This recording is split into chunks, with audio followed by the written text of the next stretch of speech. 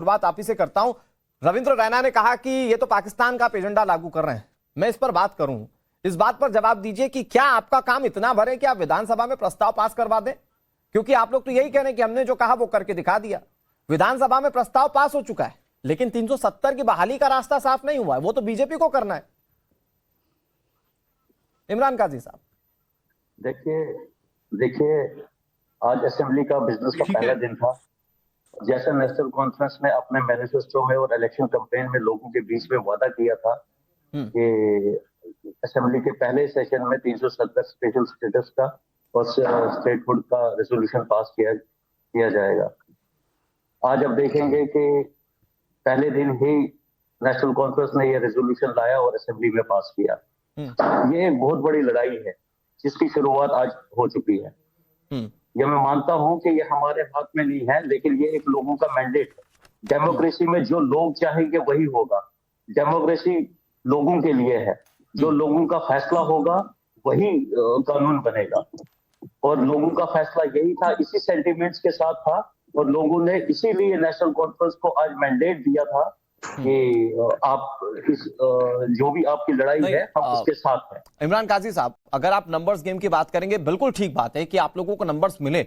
आप लोगों ने बहुत कंफर्टेबली सरकार बनाई, लेकिन आपके विपक्ष में बैठी बीजेपी जो ये 370 को हटाकर अपने अच्छे प्रदर्शन के साथ आज घाटी में है, जम्मू कश्मीर में है, उसको भी तो जनता ने मैंडेट दिया है ना सर। तो जनता वो भी तो चाहती होगी कि 370 हटे रहे, बहाली ना हो। बिल्कुल बिल्कुल, सुनिए ये थोड़ा सा क्लियर हो जाना चाहिए कि इस वक्त आपके पास जम्मू कश्मीर में 20 डिस्ट्रिक्ट्स है। 20 डिस्ट्रिक्ट्स में से मुझे बताइए 18 डिस्ट्रिक्ट्स की रिप्रेजेंटेशन इस मैनिफेस्टो के साथ है। यानी कि 18 डिस्ट्रिक्ट के लोग कंप्लीटली उस सेंटीमेंट। लेकिन आप इस मैनिफेस्टो के दम पर ये कह रहे हैं कि हमने प्रस्ताव को लाने की बात कही थी, आप प्रस्ताव ले आए। ठीक है साहब, आप जम्मू कश्मीर की जनता को अगर इसी तरह से भरमा कर रखना चाहते हैं, विकास से दूर रखना चाहते हैं, तो करिए इस पर सियासत। लेकिन बीजेपी ये कह रही है इस पूरे मामले को थोड़ा सा आगे एक्सटेंड करते हुए कि आप तो वो बात करें जो पाकिस्तान करता है। रविंद्र रैना खुलकर कह रहे हैं कि आप पाकिस्तान के एजेंडा पर आ जाएं। पाकिस्तान भी चाहता है कि 370 बहाली वापस हो, और आपकी भी आज की कोशिश वही थी। जनाब मेरी बात सुनिए, 370 का राइट हमें पाकिस्तान ने नहीं दिया था। 370 का राइट, कॉन्स्टिट्यूशनल राइट, हमें कॉन्स्टिट्यूशन ऑफ इंडिया ने दिया था। सर 370 का राइट कॉन्स्टिट्यूशन ऑफ इंडिया ने दिया, लेकिन कॉन्स्टिट्यूशन ऑफ इंडिया के तहत ही 370 हटाया भी गया। और हटने के बाद कौन चाहता है कि घाटी में या जम्मू कश्मीर में 370 फिर से बहाल हो? एक तो आप, दूसरा पीडीपी और तीसरा पाकिस्तान। देखिए आप लोगों की लाइन और पाकिस्तान की लाइन एक जैसी क्यों है सर? जनाब जिस तरीके से इसको हटाया गया था वो अनकॉन्स्टिट्यूशनल तरीका था, वो डेमोक्रेटिक तरीका नहीं था। आपने कॉन्स्टिट्यूशन में खुद गारंटी दी थी कि जब भी इसका फैसला होगा जम्मू कश्मीर के लोग इसका फैसला खुद करेंगे, और आपने उसी आईन की धज्जियां उड़ाते हुए पार्लियामेंट में। ठीक है इमरान काजी साहब, मैं फिर से आता हूं आपके पास। जयराम विप्लव जी वो कह रहे हैं कि संवैधानिक तौर पर अधिकार है उनके पास, और वो संवैधानिक तौर पर अधिकार से ज्यादा इस बात पर फोकस करना चाहते हैं कि जम्मू कश्मीर की जनता ये चाहती है, तभी तो नेशनल कॉन्फ्रेंस को चुनकर विधानसभा में सबसे बड़ी पार्टी बनाकर भेजा है। देखिए इनके सारे तर्क हमने सुने और वो उसी में फंसते हुए नजर आएंगे। जिस प्रकार से आज जम्मू, देखिए सारी दिक्कत कहां पर है। आज जम्मू कश्मीर के अंदर विशेष रूप से घाटी के भीतर जो माहौल देखने को मिल रहा है, जो लोग लोकतंत्र की हत्या का आरोप लगा रहे थे, वो हमारी ही सरकार द्वारा तय समय पर चुनाव कराए जाने के कारण आज सत्ता में है। जिस लाल चौक पर कभी तिरंगा नहीं देखा जाता था, वहां आज तिरंगा फहराया जाता है। उसी लाल चौक पर भव्य दीपावली का आयोजन हो रहा है। ये सारे बदलाव जो हैं ये आज लोगों के सामने है। लेकिन आज सबसे बड़ा मुद्दा ये है कि उसी भारत के संविधान ने राष्ट्रीय एकता, अखंडता, संप्रभुता जैसे विषयों पर केंद्र सरकार के पास वो अधिकार दिए हैं। भारत की संसद को वो अधिकार दिए हैं कि वो निर्णय कर सके। इसीलिए तो कोई मनमानी करके विखंडन की राजनीति, देश तोड़ने की राजनीति ना शुरू करे, कोई दूसरे देशों के एजेंट बनकर काम ना करने लग जाए। इसलिए ही भारत की संसद को वो अधिकार मिला था, और उस संसद के पास ही वो अधिकार है। उसी संसद ने उस अधिकार का प्रयोग करके भारत के ही संविधान के तहत 370 को समाप्त कर दिया।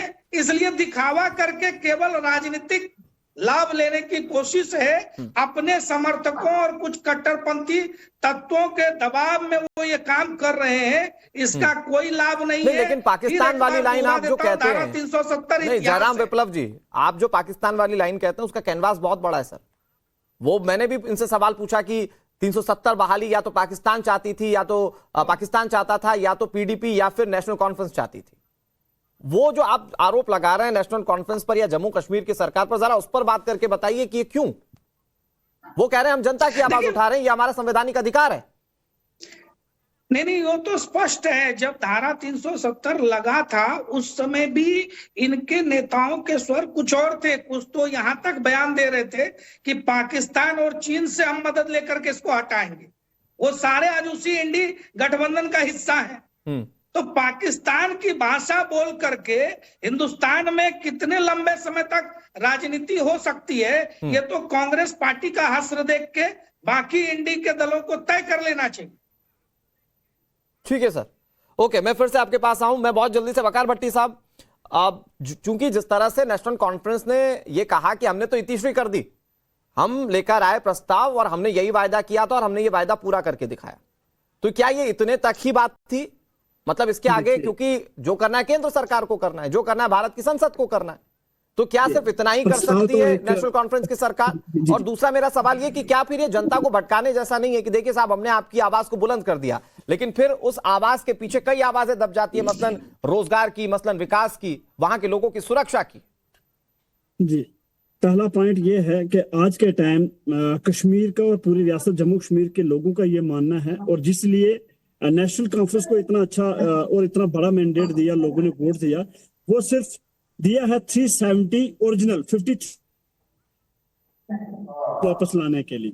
क्लियर है ये, जो भी 370 के खिलाफ था, जो भी उस पोजीशन के खिलाफ था, 53 की पोजीशन के खिलाफ, लोगों ने उनको वोट नहीं दिया, उनको लोगों ने रिजेक्ट किया है। यहां तक मैं खुद मिसाल दे रहा हूं, मैं जिस पार्टी से था, अपनी पार्टी अल्ताफ भारी साहब की पार्टी सिर्फ इतना कह रही थी वो कि हम स्टेटहुड लाएंगे, हम डेवलपमेंट कराएंगे, लोगों ने एक भी सीट नहीं जीतने दी। वकार भट्टी साहब, एक छोटा सा सवाल है मेरा एक छोटा सा सवाल है, आप इस पर जवाब दे दीजिएगा। मैं कह रहा हूं कि अगर 370 की बहाली को लेकर नेशनल कॉन्फ्रेंस ने कहा था, तो 370 की बहाली की बात तो पीडीपी ने भी की थी, वो आज इतने कम पर क्यों सिमट गई ठीक उसी वायदे के साथ?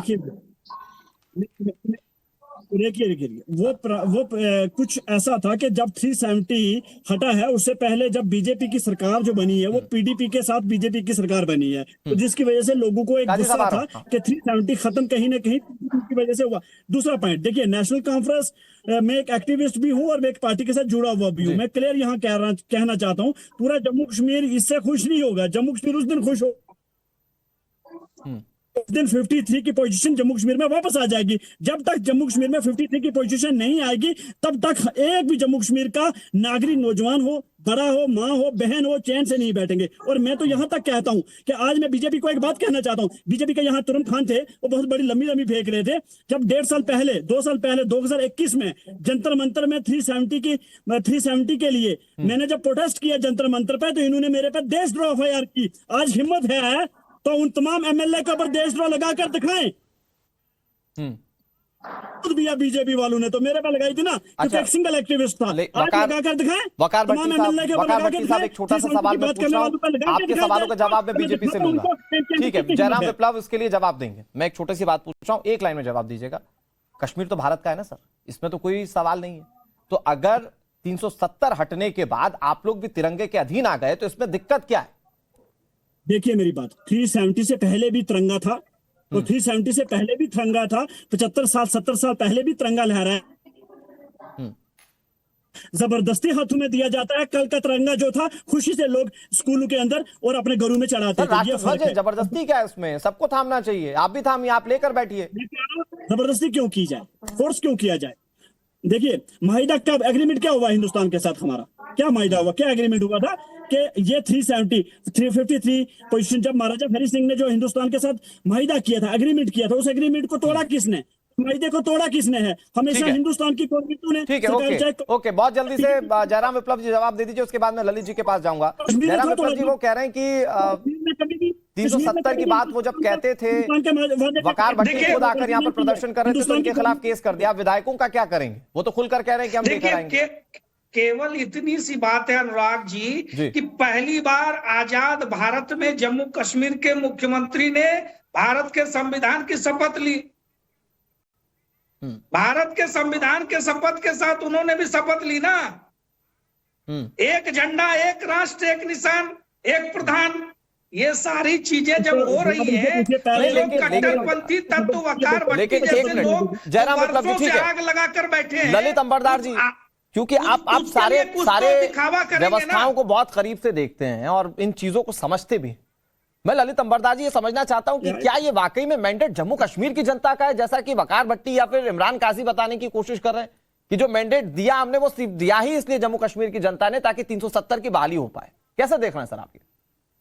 पहले में जो आपने जो टॉपिक शुरू किया कि क्या पाकिस्तान का जो एजेंडा है वो आज जम्मू कश्मीर की असेंबली में उसको परस्यू किया गया। मैं बताना चाहता हूं, मैंने आप ही के चैनल पे इलेक्शन के टाइम जब ये कैंपेनिंग कश्मीर में हो रही थी, मैंने आपके चैनल पे ये मुद्दा उठाया था। पाकिस्तान के जो डिफेंस मिनिस्टर है ख्वाजा आसिफ, उन्होंने एक इंटरव्यू में, जिन दिनों कश्मीर में जोरों पे कैंपेन चल रही थी, उन्होंने उस वक्त हमीद मीर एक आम जर्नलिस्ट नहीं है, वो एक मैसेंजर है आईएसआई और रावलपिंडी का। जब ओसामा बिन लादेन के साथ कोई बातचीत करनी होती थी, हेरफेर करना होता था एक्सचेंज प्रोग्राम का, तो हमीद मीर को इस्तेमाल किया जाता है। हमीद मीर की काफी फॉलोइंग है इंडिया में, कश्मीर में तो बहुत ज्यादा है। तो हमीद मीर को उन्होंने इंटरव्यू में कहा कि हम यानी पाकिस्तान और नेशनल कॉन्फ्रेंस और कांग्रेस, इनकी जो अलायंस है कश्मीर के अंदर, हम 370 पे एक ही पेज के ऊपर हैं। यानी, और उन्होंने एक तरफ से अपील की थी अपनी जो स्लीपर सेल्स है, जिनको फॉलोअर्स है कश्मीर के अंदर, बहुत तादाद है कश्मीर के अंदर, जो कश्मीर इस्लाम के नाम पे पाकिस्तान के लिए उनका दिल धड़कता है, उन्होंने उनकी आवाज सुन ली और उन्होंने अपील की कि वोट जो है इसी अलायंस को दिया जाए, नेशनल कॉन्फ्रेंस और कांग्रेस को। और साथ में आपने शुरू में सुना था, इलेक्शन में हो रहे थे ना बड़े भूतपूर्व पृथकतावादी, ये जमात इस्लामी वाले सब थे, उम्मीद कर रहे थे वो उनको को वोट क्यों नहीं मिले?